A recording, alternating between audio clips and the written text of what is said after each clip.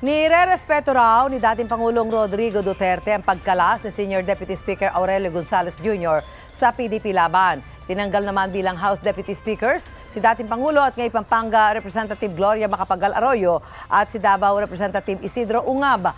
Yan ang unang balita ni Jonathan Andal.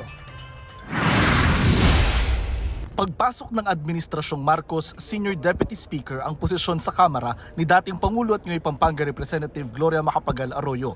Pero nitong Mayo, dinemote siya bilang Deputy Speaker at tuluyan na siyang inalis sa pwesto.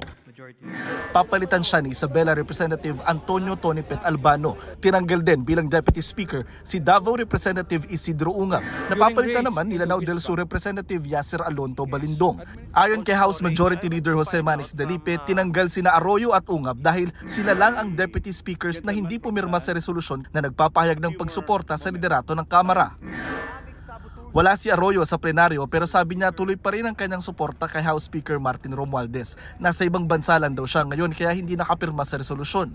Sabi naman ni Ungab, tinatanggap niya ang desisyon ng liderato ng Kamara. Kasunod naman ang pagbibitiw at diretsahang pagbanggit ni Senior Deputy Speaker Dong Gonzales kay dating Pangulong Rodrigo Duterte na umaatake at nagbabanta umano sa buong Kamara. Sinabi ng dating Pangulo sa kanyang programa na ginagalang niya ang pag-alis sa PDP laban ni Gonzales. I would encourage that those who are not in tune with us or hindi nyo nagustuhan, you're always welcome to go out.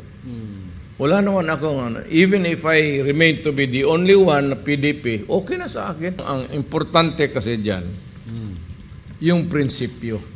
Kaugnay naman sa payag ni Speaker Romualdez na tatayo siya laban sa sinumang mananakot sa Kamara, sabi ni Duterte walang magiging problema kung nagsasabing niya ito ng totoo. Itong unang balita, Jonathan Andal para sa GMA Integrated News. Mauna ka sa mga balita, bisitahin at mag-subscribe sa GMA Integrated News sa YouTube. Sa mga kapuso abroad, samahan nyo kami sa GMA Pinoy TV at sa www.gmanews.tv.